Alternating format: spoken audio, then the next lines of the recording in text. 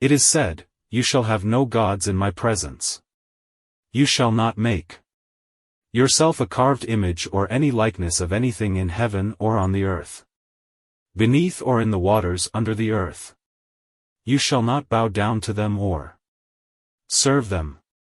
For I, the Lord your God, am a strong and jealous God, and I punish the father's faults in the sons, the grandsons, and the great-grandsons of those who hate me, but I show kindness down to the 1,000th generation of those who love me and keep my commandments. Jesus' voice resounds in the large room crowded with people. It is in fact raining, and they have all taken shelter in it. In the first row there are 4 invalids, that is, a blind man led by a woman, child covered with sores, a woman yellow with jaundice or malaria, and a man who has been carried there on a stretcher. Jesus is speaking leaning against the empty manger.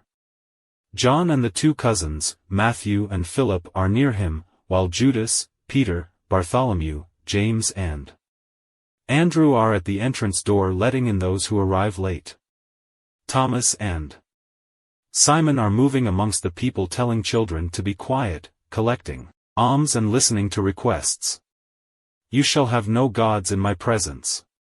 You have heard how God is omnipresent with his eyes and his voice. Truly, we are always in his presence. Whether we are locked in a room or are amongst the crowds in the temple, we are in his presence. If we are concealed, benefactors hiding our faces also from the people we help, or murderers who attack and kill wayfarers in a lonely gorge, we are always in his presence. A king in the middle of his court, a soldier on the battlefield, a Levite inside the temple, a wise man bent over his books, a peasant in the furrows, a merchant at his desk, a mother watching over a cradle, a bride in her nuptial room, a virgin in the secrecy of her father's dwelling, a child studying at school, an old man lying down to die, they are all in his presence. They are all in his presence, and also the actions of men are in his presence. All the actions of men. A dreadful word. And a comforting one. Dreadful if the actions are sinful, comforting if they are holy. To know that God sees us, prevents us from doing evil and encourages us to do good. God sees that I am doing the right thing. I know that he does not forget what he sees. I believe that he rewards good deeds. I am therefore certain that I shall be rewarded, and I rest on that certainty. It will give me a happy life and a placid death, because both in life and in death my soul will be comforted by the bright light of God's friendship. That is the reasoning of a person who does good. But why do evildoers not consider that idolatry is one of the forbidden things? Why do they not say, God sees that whilst I simulate a holy cult, I worship a false god or false gods, to whom I have erected an altar unknown to men but known to God? Which gods, you may object, if even in the temple there is no image of God? Which are the faces of these gods, if it was impossible for us to give a face to the true God? Yes, it is impossible to elaborate a face, because the perfect and most pure one cannot be worthily represented by man. Only the Spirit can catch a glimpse of the incorporeal and sublime beauty, and can hear his voice and appreciate the caresses which he bestows upon a holy person worthy of such divine contact. But the sight, the hearing, the hand of man cannot see or hear, and therefore they cannot repeat with sound on a lyre, with a mallet and a chisel on marble, what the Lord is. Oh, endless happiness when you, souls of just people, will see God. The first glance will be the dawn of the blessedness which will be your companion for centuries without end. And yet what we cannot do for the true God, man does for false gods. And one erects an altar to woman, another to gold, another to power, another to science, another to military triumphs. One worships a mighty man, equal to himself by nature, but greater in arrogance or luck. Another worships himself and says, "There is no one like me." Such are the gods of those who are the people of God. Do not be astonished at the heathens who worship animals, reptiles and stars. How many reptiles, how many animals, how many dead stars you worship in your hearts. Lips utter lies to flatter, to possess, to corrupt. Are those not the prayers of secret idolaters? Hearts brood over thoughts of vengeance, of illicit trades, of prostitution. Are those not the cults devoted to the impure gods of lust, greed, wickedness? It is said, "You shall adore nothing but your true, one, eternal God." It is said, "I am a strong jealous God." Strong, no other strength is greater than his. Man is free to act, Satan is free to tempt. But when God says, "Enough," man can no longer do wrong, Satan can no longer tempt. The latter is driven back to his hell, the former is checked in his misuse of evil doing, to which there is a limit, beyond which God does not allow anyone to go. Jealous. Of what? Of which jealousy? Of the petty jealousy of petty men? No. The holy jealousy of God for his children. The just, loving jealousy. He created you. He loves you. He wants you. He knows what is harmful to you.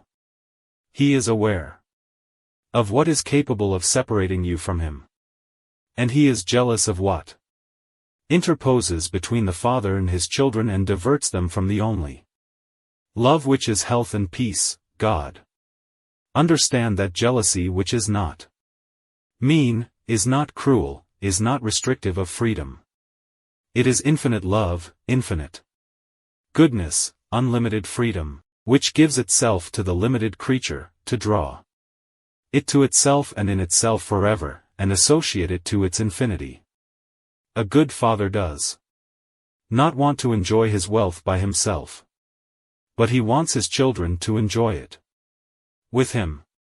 After all, he accumulated his riches more for his children than for himself.